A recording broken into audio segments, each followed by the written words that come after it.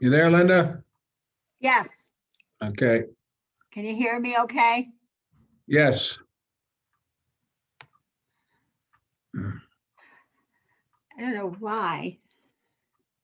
Let me just see. Hold on. You're good. I can hear you. Okay. Am I?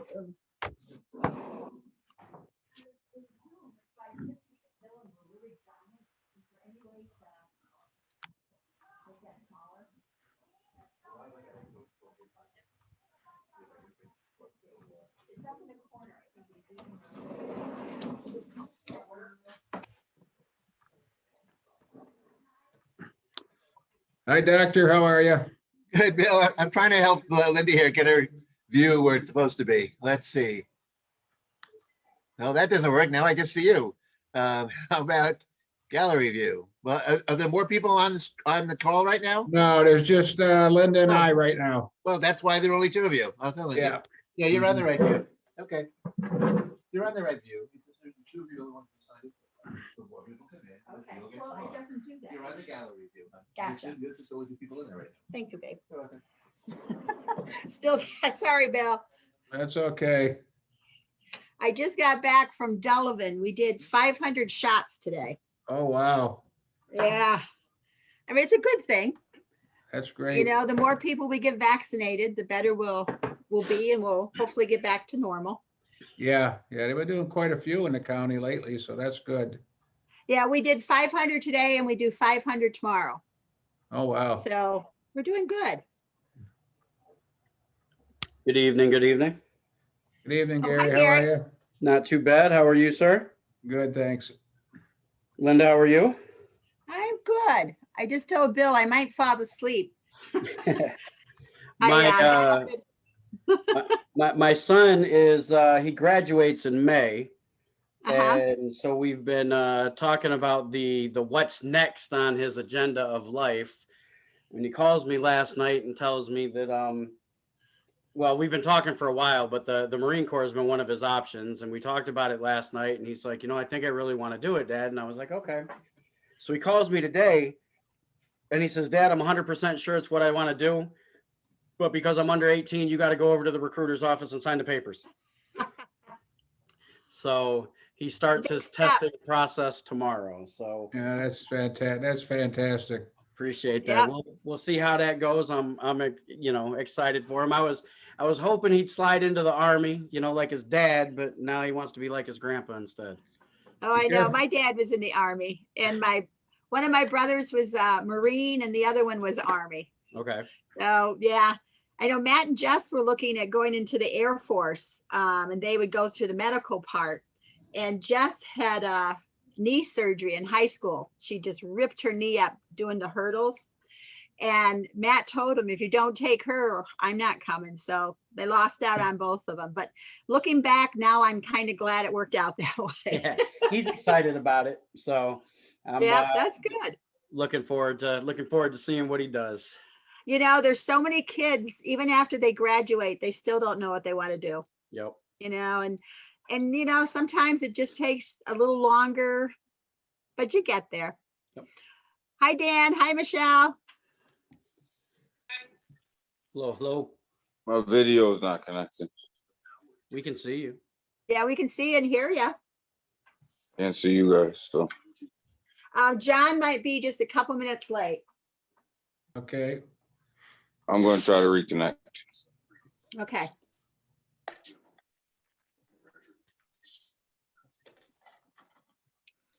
I was telling Bill, I just got home from Delavan. We did 500 shots today.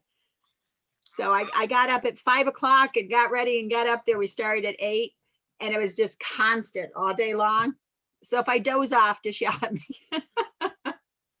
It was a good, where are you doing it at up there in Delavan? the training center, the fire training center. It's off Okay. of Main Street. Mhm. It's a good sized place. We had it packed today. Of course, everybody has to be socially distanced, but it Mhm. was good. I have to go get my second round at the VA on the 6th. Yeah. Up there in Buffalo, yeah. I think Thursday they're doing second rounds at the casino this week. So we're getting it done. And I think Allegheny's starting to get more shots too. So that's a good thing. Mhm. Hi, Chris. How's everyone doing? We're doing good. Doing good, Chris. How are you? Chris, how are you? Doing well, thanks. It's a good day.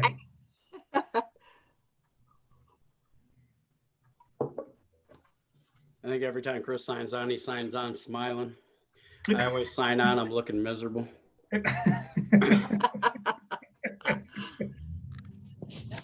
Well, hopefully Danny's getting connected here.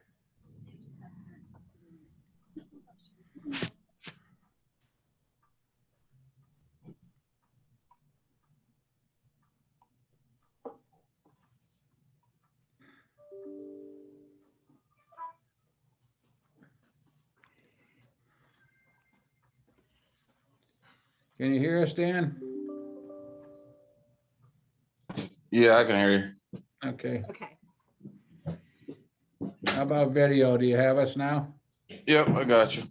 Okay. Okay. I was telling the others that John's going to be a couple minutes late and I haven't heard from Charlene. So hopefully she'll be coming in too. Did you guys get the overview, the agenda? Yep. Yes, I did. Okay. Basically, what I did is I just went through and put down, that we reviewed our mission statement, our vision statement, and the focal points and listed those. And then the other thing, the second part is, what we have done is updating the hiring policy, was given information on civil service, and we reviewed the diversity and inclusion policies of different institutions like St. Bonaventure, Pitt University, National Grid, and the county and the city. And and then the other thing is tapping in on training opportunities, particularly with BOCES, St. Bonaventure, JCC, and of course the city.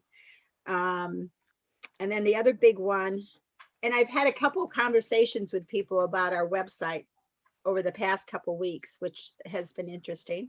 So we touched on that.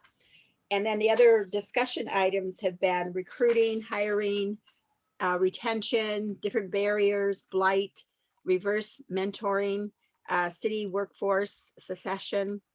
And I thought if there was anything else that you wanted to put in there, but those are the things we've touched on.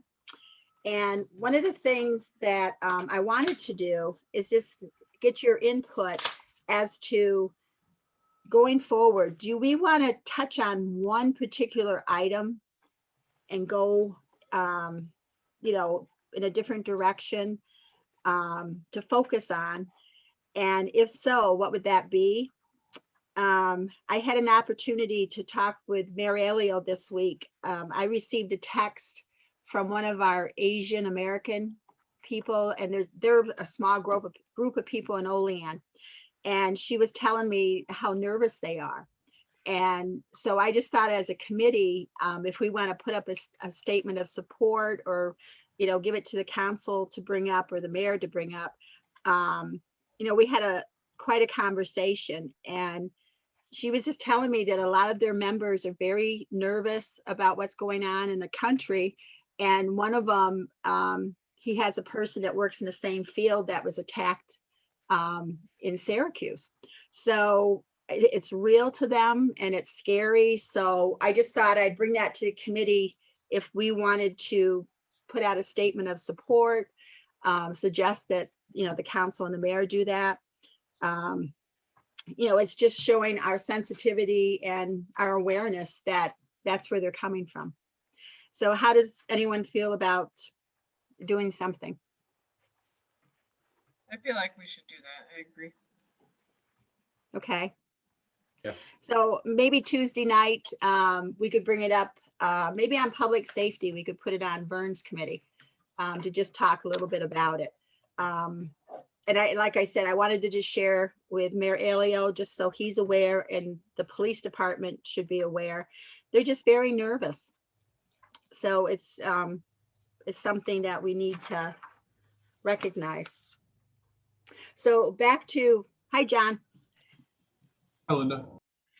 I read through some of the bullet points, and what we're up to now is sort of picking an area that we'd like to focus on. I know just this afternoon, John sent me let's see, it's a webinar, I think, that we can get into as community leaders, using historic stimulus to solve the eviction crisis, homelessness and poverty in our communities. It sounds really interesting. John, did you want to say something about that? Sure, Linda. I wanted to, and I will pass it along to the committee members as well. So essentially, it is a webinar that will be, well, it's being held tomorrow, but I'm sure at any time we could watch the recording of it. It's only an hour, but what it's addressing is with the $2 trillion rescue package that's coming out, how our communities, or how can communities maximize those resources and help put that towards homelessness, areas of poverty in our community, and certainly how to, strengthen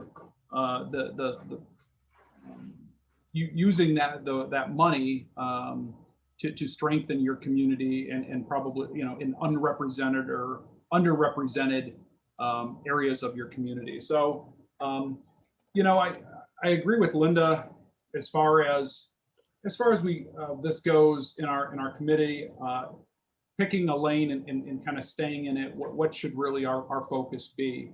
And if it's, I guess I came into this thinking of ways that we would look at our internal policies. And I think that can be an area certainly of our focus, hiring policies and so on. The mayor has presented, as I'm sure you're aware, an HR representative that the city will start to employ, which I believe all of the council is on board with that.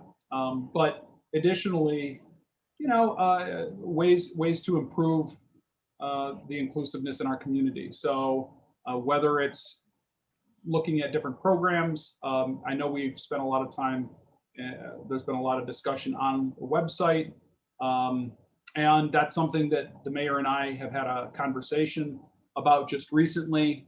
That's something I believe the council, I plan on asking to include funding in that in our budget this year. So that's something that will be coming forward, that we'll be discussing with the mayor. If we can try to, again, create the identity, a more diverse and inclusive website. So, but I do agree with Linda. I'll send out this opportunity to everyone if you'd like to take a part of it, but I would certainly be interested what our core focus should be going forward. Thank you, John. Anyone else have any opinions about where we should focus going forward? Myself personally, looking at our 4 original pillars, I think that especially with the weather starting to change and, things starting to look more on a bright side, if I could say that, in reference to COVID and people getting the vaccines and things starting to open up more. I think in the original 4 pillars that we picked, probably the last 2 bullet points I think we should focus on, myself personally, would be community outreach and dialogue and or youth interaction and development. Those would be especially with the changing in weather and people starting to get out more. I definitely think those are 2 areas where we have a key time right now to capitalize on. And I think that we would be amiss if we kind of push those to the back burner. Okay. How's everybody else feel about that? I don't know, maybe I'm going in reverse a little bit, but wouldn't it be somewhat productive for us to ask the minorities in the community what we should focus on? Shouldn't we get some of their feedback as to what they want us to focus on instead of us trying to figure out what we need to focus on? Wouldn't that kind of be a good idea? I mean, that's who we're supposed to be representing. Right. So Okay. Maybe we should reach out to include a member of the Asian community on this board. The person I text with, she's one of the people that organized it, and I could ask her. I think maybe including them would make them feel a little more secure right now. I think we kind of take for granted, and she pointed this out. She said, I think sometimes even they take for granted they're in a small community and those things don't happen here, but those are famous last words. When you think about it, we really were the first high school shooting, looking back. And no one thought that would ever happen here. So I just think that might be a wise thing to do and just make them feel welcome. So yeah, Bill, I think I could ask if there would be somebody interested. The flip side of that is sometimes when people feel threatened, they don't want to be out and, they don't want to show they're there because it brings attention to them. So I'll ask her and see what she says. I think getting at Danny's point there, if we combine that with what Gary had mentioned about like community outreach and dialogue, could that outreach start with more information gathering about like, what various groups are looking for from this committee? Yeah. Whether it is like the Asian American population within Olean or other minority groups, and how do we engage outreach and dialogue, whether it's through like focus groups or surveys or like calls for comments or anything like that about feedback on our next steps. Agreed. That's, yeah. I think opening that dialogue would be outstanding. Yes. And I think when we open that dialogue, we got to be careful about how we open that dialogue. We can't keep going back to the same pot of minority people who always speak and always have a say in what goes on. You need to reach out to the city as a whole, which I don't think we do a good job of when we ask what they want. Like going down to Green Street, let's have a conversation. What do you want? Half of them, I'm down there all the time. Half of them people don't even know we have a committee.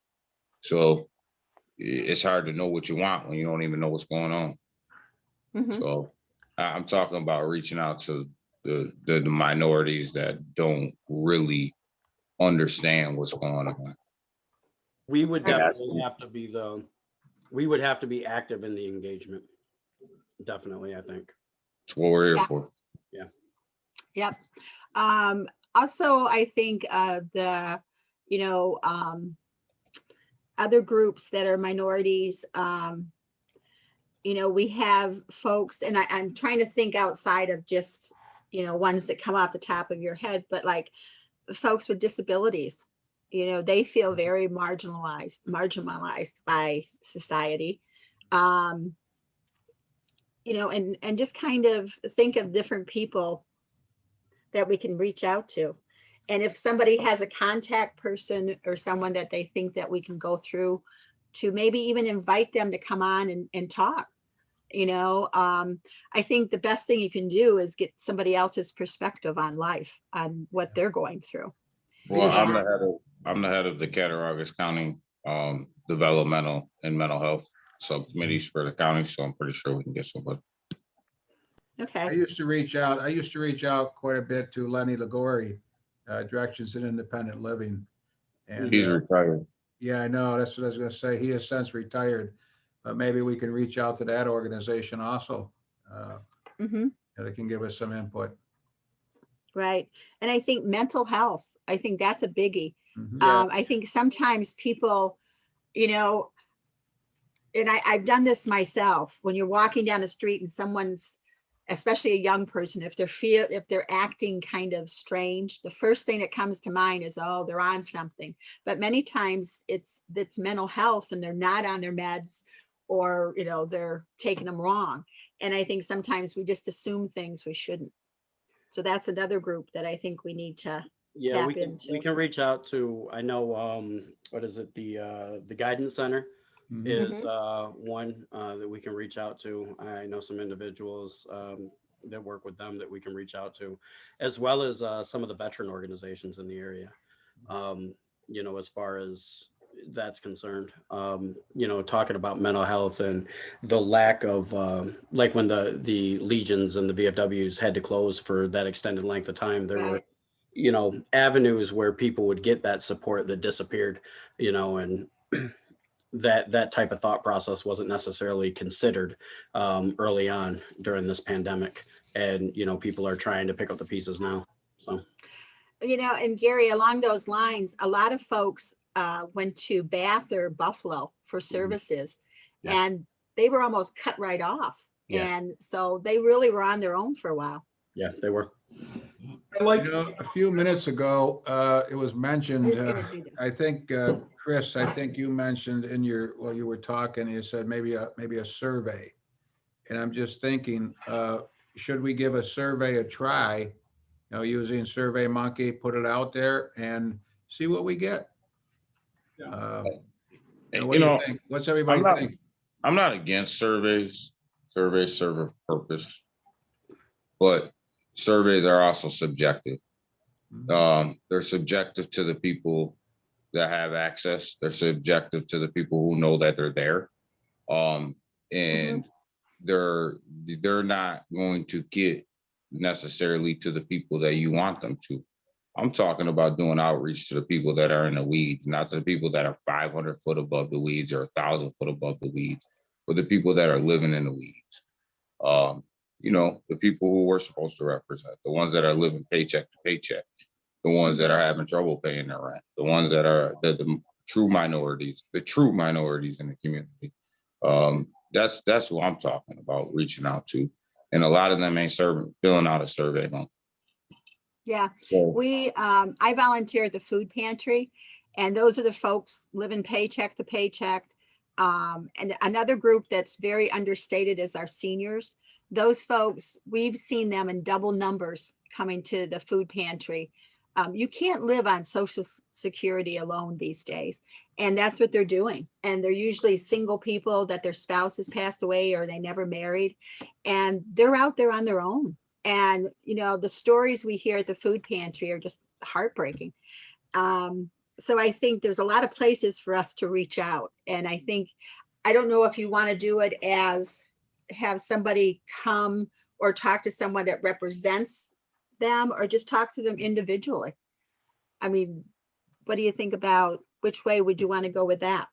So my thoughts are along the survey lines. The only way for a survey to be effective in this situation would be to talk directly to people. To have one person represent a group is really not, probably not the best way to go about that, because whoever's representing me probably is not going to make the point that I would want to make. Right. So if we're talking about outreach, maybe a survey tool that we actually manually go out and talk to people and record their responses, but we would need to communicate broadly, you know, reach the right people I mean, I don't know how we do that in Olean because I still haven't figured out how we do anything in Olean.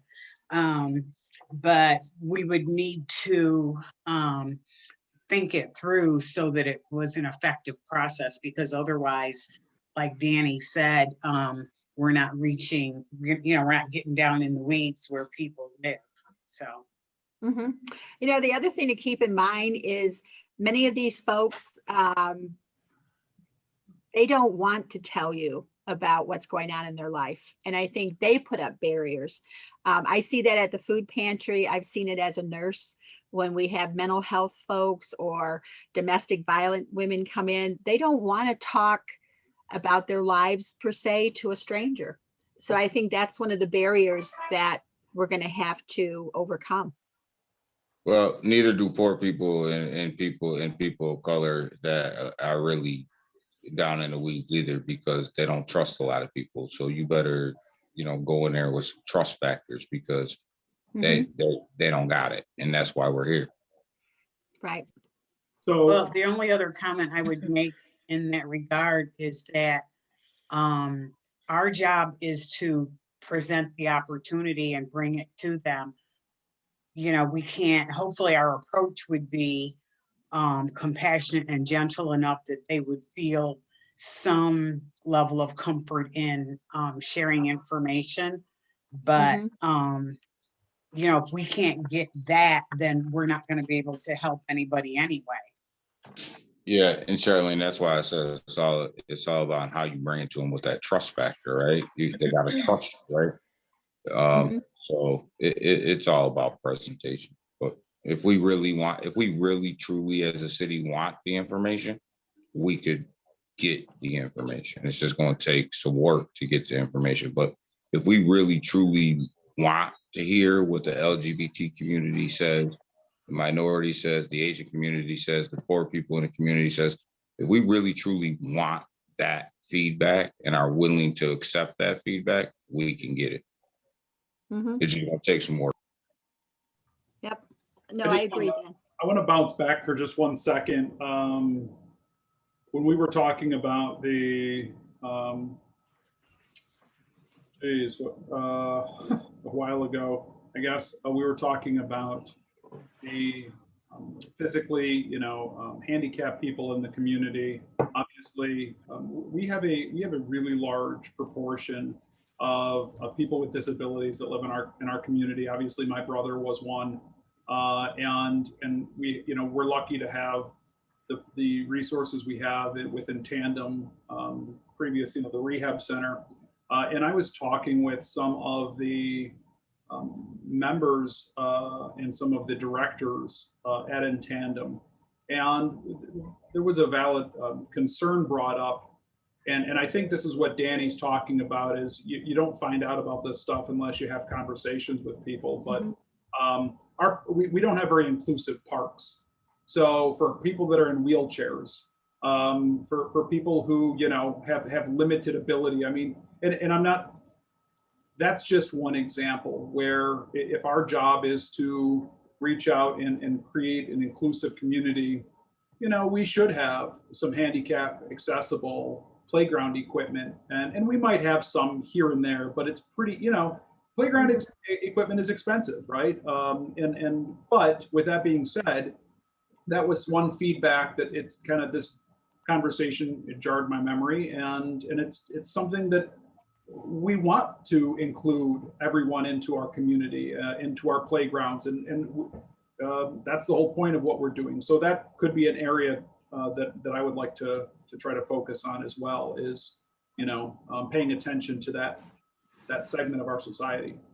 John, I can tell you from my perspective of that segment, because I had that committee. I can tell you that when Portville put the wheelchair accessible swing up in their park, people from group homes and people that lived in the community were flocking to that park, just because that was something that they never really had the opportunity to do before. So when I would go to these committee meetings, and obviously I used to work for In Tandem, so that was like, you would have thought you would have gave somebody $1 million, just because they got a chance to swing on a swing in their wheelchair. So yeah, good point, John. And it shows that you value that aspect of the community, you know, those individuals of the community. And it is important, definitely. Yeah. You know, and it's the little things. Again, back to the food pantry. A lot of people that come to our food pantry don't drive. They ride their bikes and they have a wheel wagon behind them. So what we did is I worked with Carrie to make the food pantry another stop on the Oats bus. And it didn't take that much to do it, but it was wonderful. The people just thank us every time they come in. But it's just those little things that we take for granted that some of these other folks, they just don't have, you know, the wherewithal or the, not everybody can afford to buy a car and pay insurance. You know, they're too busy putting food on the table. So I think it's those little things that we might want to tap into and really put some focus on. Yeah, and I don't want to belabor the point. I just brought it up to say, like, we make decisions and we make work plans and we do all these other things, but we never actually ask the people that we're supposed to be, you know, looking out for. We think we know, and sometimes you don't know. And no, most times you don't know what you think you know until you ask. So, and we just don't do a good job of asking. So I want to make sure we're asking. Okay. Michelle, what is it like at school? Do you think school is, do they, you know, go out of their way to be accessible to, say, the handicapped kids or the, and I know they do the school lunch programs, but how do you see these different topics we touched on and for outreach happening in our school system? I mean, I guess I can only really touch on my building because I haven't really been to the other buildings, but like when we do different field trips and stuff, we look for places. I mean, we haven't done them because of COVID, but in the past, we look for places that are accessible to all because of to fit all of our population. In regards to like the food and everything, we still do lunches for our remote learners, and that did happen over our last break. I'm not sure if it will happen over this break, but we try to accommodate the families as much as we can. We have different sites and like different parks that we are set up at for them to get lunches. That happened over COVID last year. It happened over the summer. So I feel like we do a pretty good job of trying to reach everybody in the school district. Okay. I have a question. I know that like we talk about, you know, we're talking about dialoguing with the community and outreaches and what's available and what's accessible. Does the city have or maintain, for a lack of better words, almost like a directory of like available places in the community that someone can go to for specific types of help or guidance in reference to certain things that may not be, it may not be funded by the city, but it's still somewhere they can go for help with food, or they can go help with getting something done in reference to, you know, something done with the house, like maybe a wheelchair ramp, Right. those types of things. Does the city have access to that and to everyone in the community that offers those types of services? Yeah, so use it right out of my office here. Okay. We can direct people to there, or DPW can direct people to, you know, or codes. Most of our offices have accessibility to where to send people to for different help. Okay, all right, because you know, I know that there's multiple organizations and Yes. groups in the community that do different things that aren't necessarily affiliated with the city, quote unquote, you know, but they're definitely willing to be there to help the community if needed. So I'll ask the obvious question off of that. That's great that the city employees know where to direct the people, but do the people know where to find? Do the people know where to go to get the list? There used to be was it 211 or something like that, that was being maintained by a not-for-profit, and I'm not sure if that's active anymore, but it's something that we could check on. But I know, I'm pretty sure it's still, Kathy, Is it still Go ahead, active, Chris? Is it 211? Is that what I'm? it is 211 and I'm pretty sure it's still active. It's Oh, active. It's yeah. active. It's active and ran by the United Way. okay. Okay, yep. Mhm. I know, at one time Kathy Kellogg had put a whole, directory together, and listed all the food pantries, the warming house, community action, all those contacts. So when people called in, she could give them a number to call. And that was used more than you think. One of the other things, and I know Bill's administration still does it, is we used to ask volunteers to be on our list to shovel sidewalks for people. They, either couldn't Yeah, 'cause- physically do it or they were older people. The So- reason I ask if there's somewhere like that they can just go to look for the information is like Danny was saying, sometimes people, especially if they don't have a relationship with you, even if Mhm. they are in dire need of some type of help, and it might not be just food, it might be I'm in a nasty situation at home, or like we talked about mental health situations, they don't want to reach out because there's no relationship or there's an embarrassment, or I've worked in Right. collections the better part of 15 years. And you call a lot of people and you get them on the phone and you're like, hey, you owe this money, and they're hanging up the phone and not talking to you because they're embarrassed they're there in the first place. Nobody intends to be in these negative situations. And so if they can just go get the information as to where to go instead of explaining to 17 people, hey, here's my situation, here's my problem, they Right. can get the help a lot quicker and might be more apt to get the help.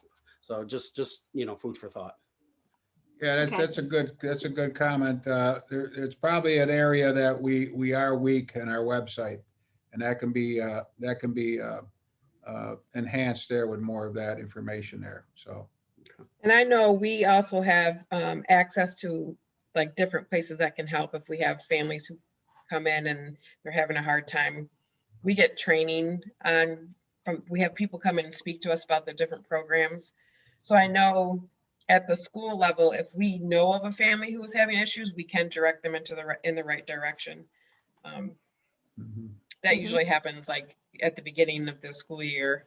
We get updated on the different things that are available.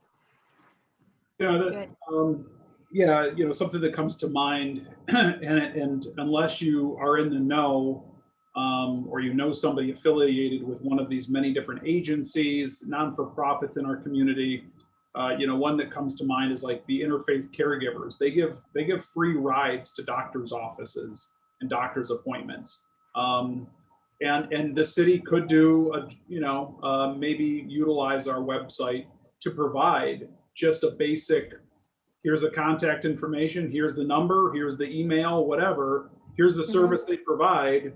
Just boom, you can go to the mayor's page. Here's the resources that are free or available, to needy families in our community, or needy individuals, whatever.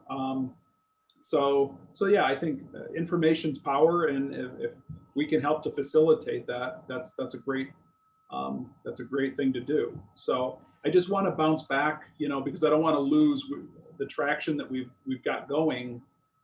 So I think we all agree with the concept of some sort of outreach and reaching out to what we could say is underrepresented, segments of our community, and how do we go about that? What is it, an open survey? Yeah, we got to go talk to them. Do we go with a standardized list? Do we go with just, hey, what do you need in your community? I mean, I think the organizational, person inside my brain is trying to say, okay, how do we structure that?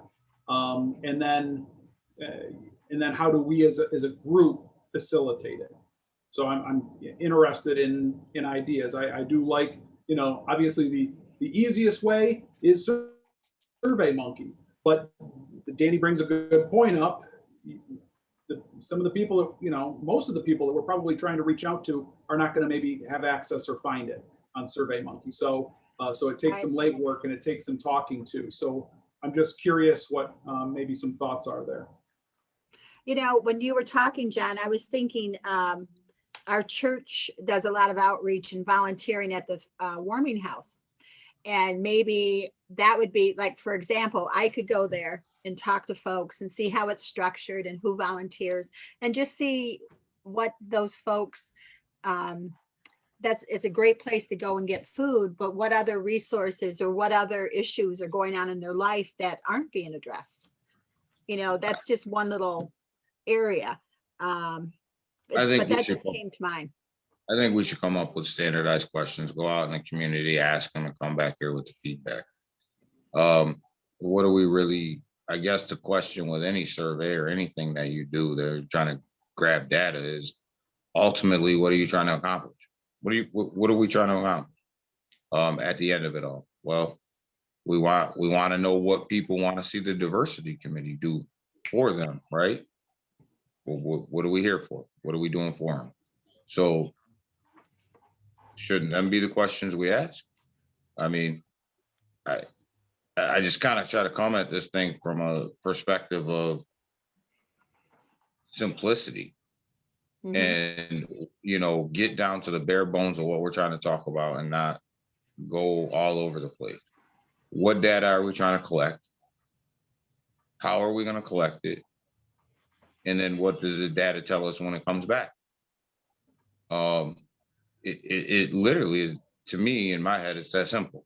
You know, to do that, we have to get out in the community and do it. So you can't collect data if you ask 5 different people 5 different questions. You have to ask them all the same question. So,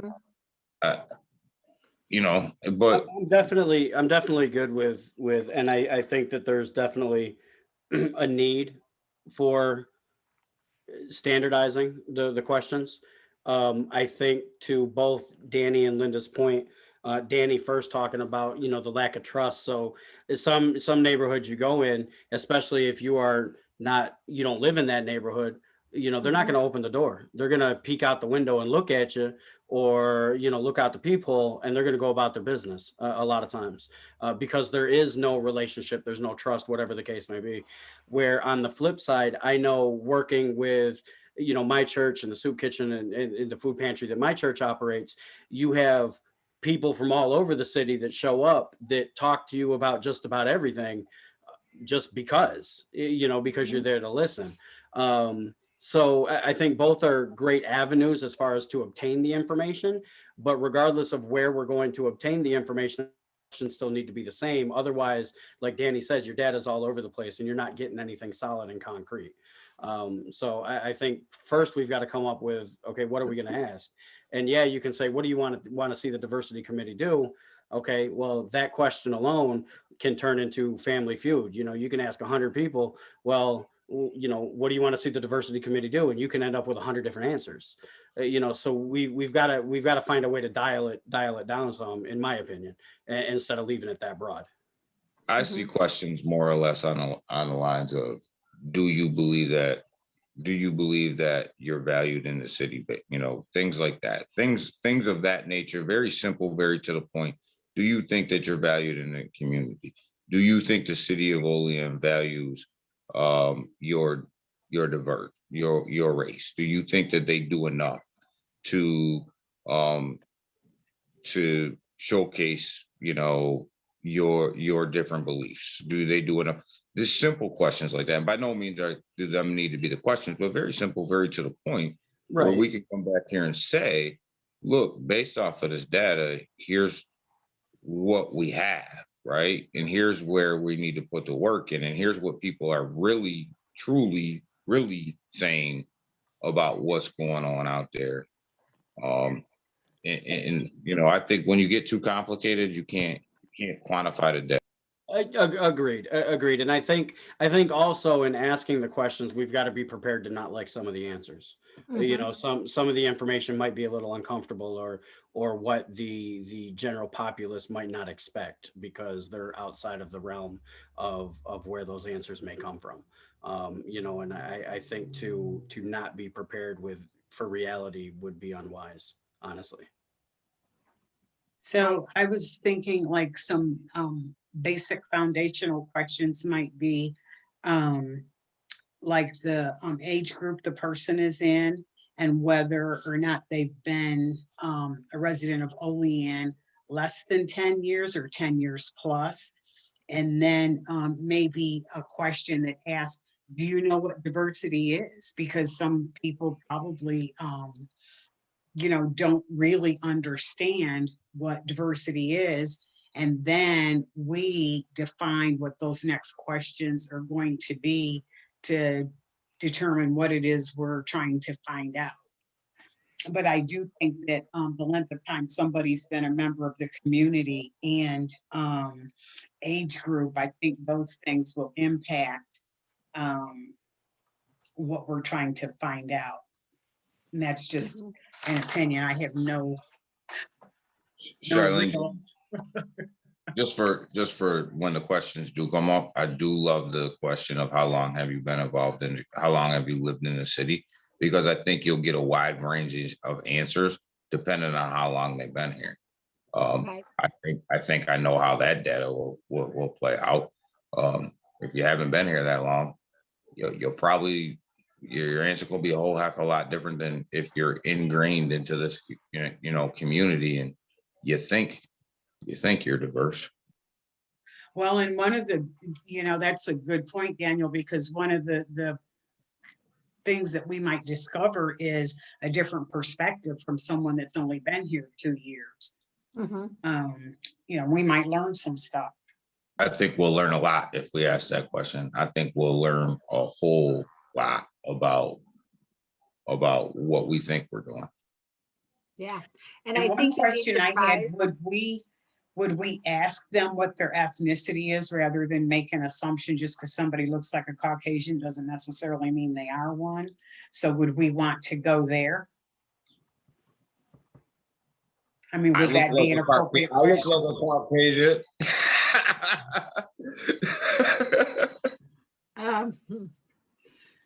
I'm an old bald guy, so Yeah. I mean, Now, I guess what I would be interested, having some foundational questions, I think that is meaningful. I think obviously to have age and even, the question, how long have you lived in Olean? I would be interested to know, have you utilized what, services from the city of Olean? And if so, what services? Is it our summer program in our parks? Do they even know that these summer programs exist? Is it just is there a breakdown in communication? Maybe if they're newer to the city, they're not familiar with those types of activities, or whatever the case could be. And if you haven't used any of the programs that we offer in the city, what is it that you would like to see? I mean, I guess that's what I would like to understand, is walk away with, what is it?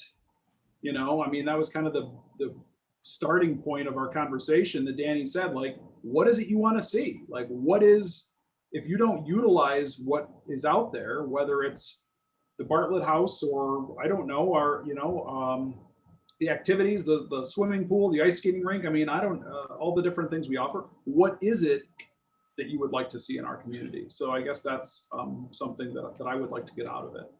I think you gotta have, what I would like to get out of it is a two-phase question. What have you used? And what do you want? Right? I think we owe it to the people, and we owe it to ourselves to ask ourselves them two questions, because if you, depending on how you phrase them questions, we could come out saying, yeah, look at, they used all these resources in the city, so our resources are great and we don't need to do anything else.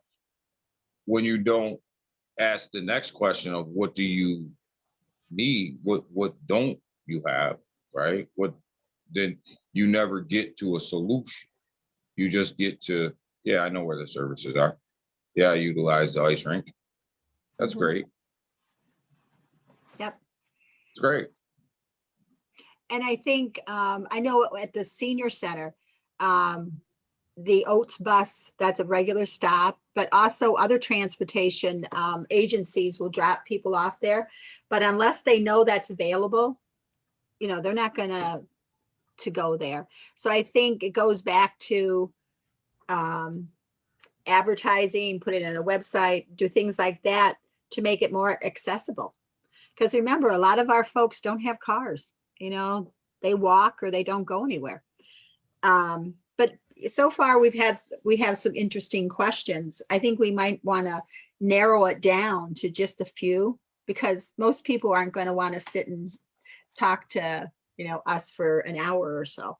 So out of the questions we've had so far, other than the age group, the length of time you've lived here, diversity, your ethnicity, have you used city services? What have you used and what do you want to see? Those are the ones that I've been writing down. Is there something else? I mean, I think we should narrow it down, but is there something else that we're missing? I think that what do you want is too vague, it's too low. Okay. What do you want to see the city grow? What types of services and events would you like to see the city grow? Because isn't that what the data that we're trying to get to is? How do we grow the city? How do we make it more diverse? How do we make it more inclusive?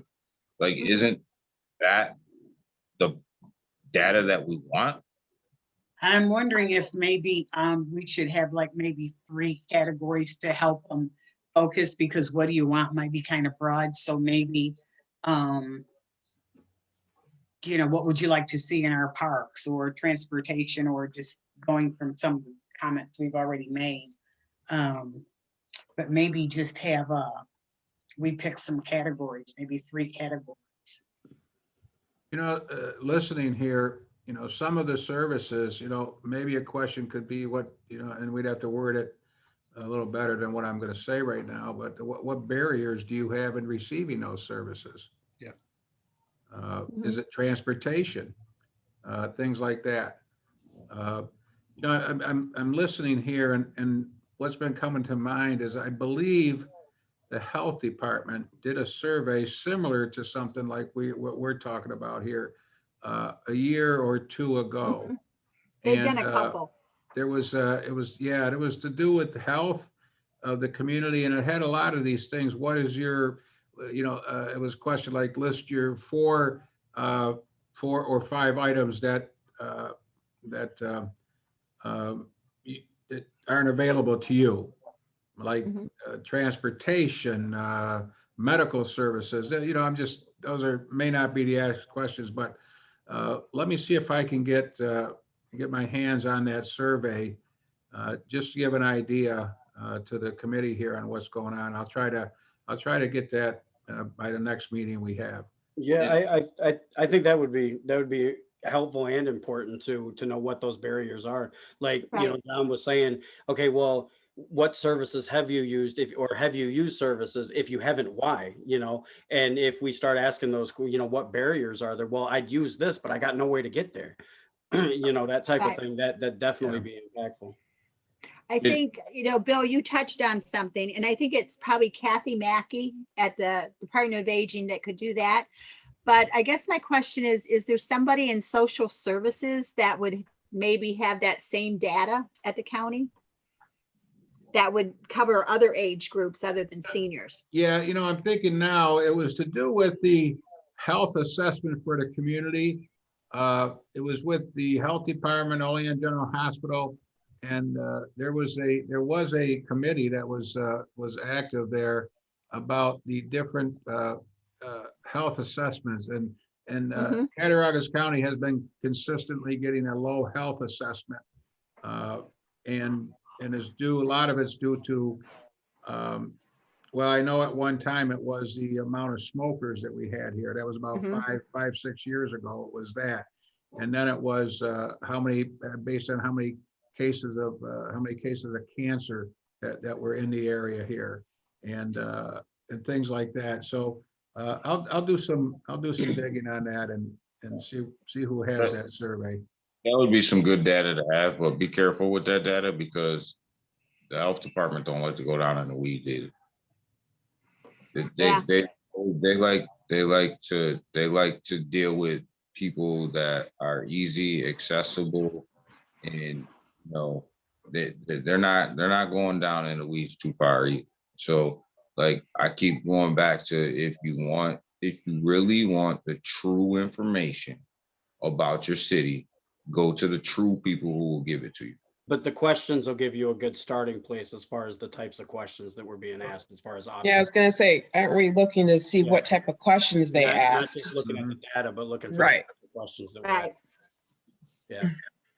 Yeah, I'm always a believer that if, we don't have to reinvent the wheel. If we can get a good idea of what does a reasonable survey look like, something, we can tweak the questions, but, I think look for some good ideas, a good starting point, and then we kind of tweak the questions. But I do like that where we're going with this. I think it makes sense. Right. One of the things, I know I've been like glancing off to the side a lot, but I've been pulling some of the questions from our campus climate survey that we do on campus every year or every couple years. And it's looking at questions like this. So it's questions like, have you witnessed incidents of discrimination or harassment? Have you been the target of incidents of discrimination or harassment in the past 12 months or whatever time frame? Also questions like, do you know where to find resources about bias incidents? Do you know where to find resources about hate crimes? So I was just trying to pull a few additional questions from the survey that we've been using for several years now to assess Bonaventure's campus climate. And if it helps, I've been throwing a lot of people's ideas into a Google Doc, and I can put that link in the chat if people would want it. Okay. And Chris, that's a good point. That could be one of the categories. You could be your basic status, your age, how long have you lived here, the basic things, and then maybe a category about harassment, discrimination. That could be another category, lifestyle or accessibility to, just your basic needs could be another category. That's just a thought.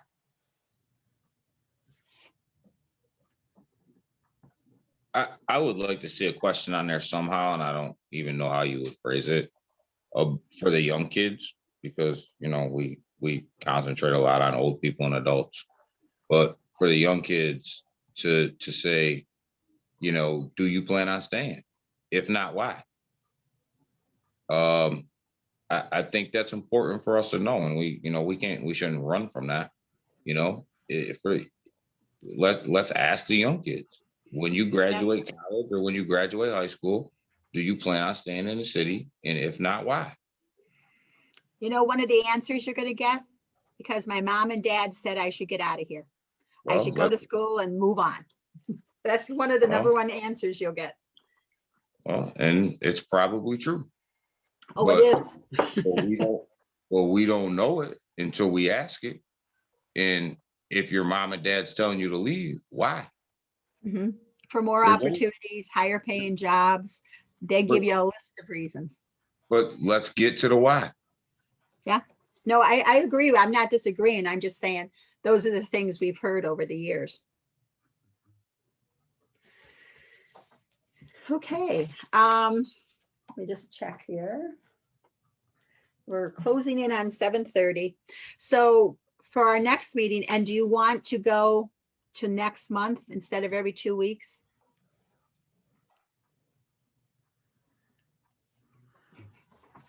Don't everybody answer at once. Well, I don't think we're far enough along yet to go to a monthly meeting. That's just my opinion. I mean, we've talked a lot. Right.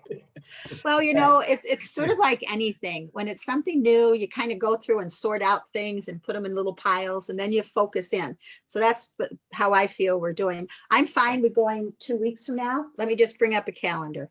Well, I just think that until we actually have an action item and we produce something, we're not doing anything but talking. So I just feel like, come on now, let's get it going here. So actually, we have produced something. We have our mission statement, we have our vision. We've also tweaked one of the policies, and we've asked the city to hire a part-time HR person. So I think we have done something. Well, I But guess, we need to keep moving, I agree. I'm more action oriented, and so I don't see it, I guess, or feel it. So, but That's you know, okay. you just have to just recognize that I just say what I feel like I need to say, but I'm good with whatever we do. But That's okay. I'm I fine. just don't feel like I personally have seen the results of our labor. That's just me. Well, maybe between now and say 2 weeks from now, which is April 7th. How about if we as individuals come up with some ideas for questions so we can literally whittle it down to some questions. And then in the meantime, start talking to people. I have a friend, like I said, that is a volunteer at the warming house. And I think I'll talk to her and maybe see if I can go over there and talk to some folks.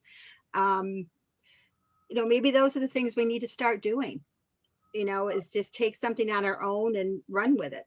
But how does April 7th would be 2 weeks? How does that feel or sound to folks? That's fine with me, Linda. That would be actually what we would go in line with what we've been doing our 2 weeks, other than the break we took there, so. Right, with the budget. I would like to just say that that we can't just come every 2 weeks and expect the work to just be done by, without doing some homework outside of our hour-long meeting, right? And so if we expect to have results done, I agree with Charlene. Let us, if you guys want to send me the list, and I'll compile, but I do believe we should at least think about and look for some questions, something that's reasonable, look for some, do some homework and send those to me. We'll draft those up. I can put them in a list. We can go over them and kind of try to tweak them and clean them up. And then I think it's gonna, it's gonna take some commitment from each of us, whether we pick an area. I mean, I don't know how we can have that conversation. Next is how do we get the responses? But I'm fine going to, if we divvy up areas, a neighborhood to go and talk to, or different, segments. I obviously have a very personal relationship with the disabled, with people who live at the group homes in the area, with the handicap, and that this kind of, lit a fire under me. And Danny brought up a really good point about how popular that swing is in Portville. I mean, I want them to feel welcomed and included in Olean. And so, do we all just divvy things up and say, okay, I'm gonna go down Green Street. I'm gonna go to some of the housing facilities over behind Washington West. I mean, Linda, you said the food pantry. I mean, these are all areas we know where we can go and talk to people. But that's, one step at a time. John, I think that's that when we meet in 2 weeks, I think that's a good idea to talk about, because I think, people gotta go. If we want the real true answers, people gotta go to places that they have relationships with people that they're gonna get some real true answers and not just lip service. So, and I think that's important. I'm not going to Aspen Towers to ask questions. I don't know them guys, but I'll go down to Green Street and ask them questions because I know them guys. Them are my people, so I know them. So, I think that's what we gotta get to is, there's a diverse committee here. Let's utilize the resources we have in front of us. True.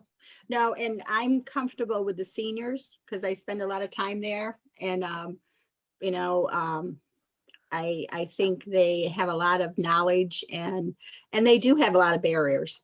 But I'm getting to know more people at the warming house. So those are the two places that I think I'll touch base. Anybody else have any ideas where they're comfortable? I'll go to Aspen Towers. I don't, Aspen Towers, Olean House. Danny's laughing because he says I'll be moving there before long, but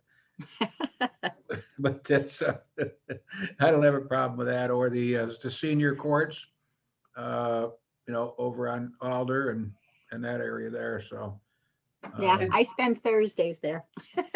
Does Olean have a place where homeless people, or do we, I'm assuming we have some homeless people. Is there a place where homeless people hang out?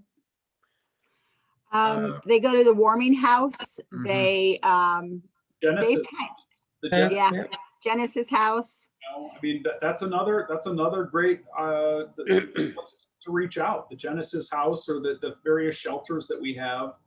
And, yeah, Do we want to reach out to more of the faith-based community that could help? Mhm. Well, I know, I know like my church does, they have a soup kitchen that they operate 3 Mhm. days a week, specifically 3 days a week, where they provide a hot meal as well as, some groceries for the community. And, they average anywhere from 100 to 200 people every time they open the doors.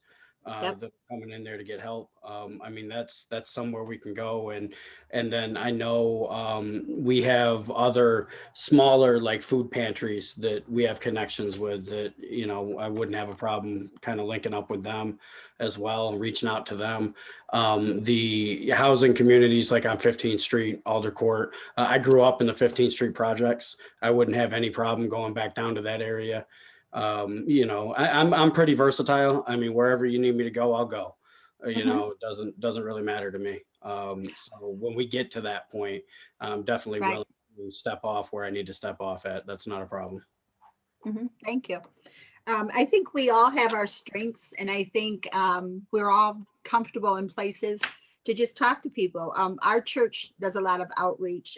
We hold the AA meetings at our church, and that's another group of folks. And of course, it has to be anonymous, but they do have a place to go, and they do feel comfortable there. And some of them actually have joined the church. So I think there's a lot of organizations out there that we haven't even touched on. Yeah.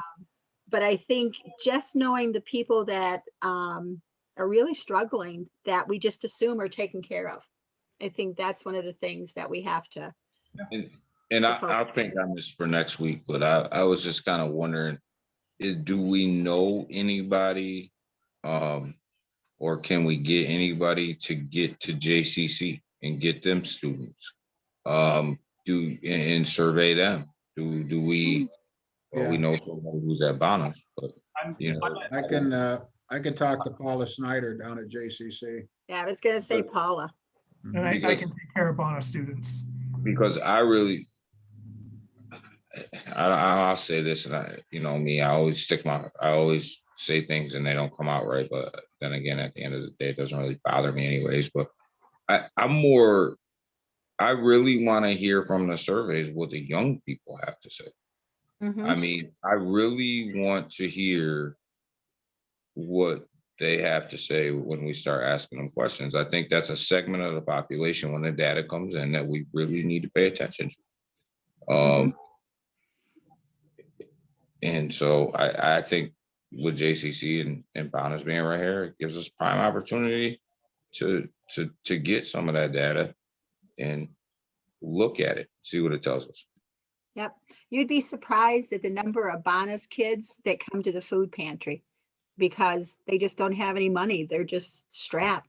And then they turn around and become volunteers. So there's a lot of connections out there that I think we don't see, and they're there. But I agree. I think the young people could really educate us on where the shortfalls are. Have pricey education and they're not giving those kids any food. They come to the food pantry, and a lot of these colleges have their own food pantries now, because these kids, they're paying loans, but they only go so far for your housing, and then you don't have any food. So we see them at our food pantry all the time. Do you have a food pantry? We do, the campus food pantry. It's actually operated by the same woman who runs the warming house. Yep. That's great. And you know, there's a need Wow. and you have to have a way to meet it. And it's mostly for, well, it's for anyone, but a lot of the students who don't have a meal plan because they chosen to live in the apartment Mhm. are the ones who take advantage of the opportunity to shop there. Yep. I know there's some from JCC that are part-time students that are living with either family or somebody else, and now they're out on their own and they're trying to work and go to school and they just can't make ends meet. And we see those kids too. And some of them are, you know, middle 20s that are coming in for food. So it sounds like we have a lot of work to do. But you know what? I think we're more than capable of doing it. And I think in 2 weeks, in the meantime, send questions that you might think of those 3 categories to John, and maybe we can whittle it down to just a handful. And then I'm going to touch base with the couple places I mentioned, if other folks want to do that. And then when we come back in 2 weeks, you know, we'll see which direction we want to go. And meeting and talking to some of those folks might change our questions, you know, tweak them a little. So with that being said, does anybody have any other questions before we close out tonight's meeting? I'm going to try to get in on this webinar tomorrow, John, that you sent out, if you want to send that out to folks and just kind of see what it's about. Okay. Okay, yep, I'll send that out to the group right now. Okay, thank you. Okay, guys, thank you for your time and thank you for all the ideas, and we'll get there. Take care. Have a Good good I'll night, talk to everybody. you, Mayor. Have a good night. You too. Bye-bye. Good night, everybody.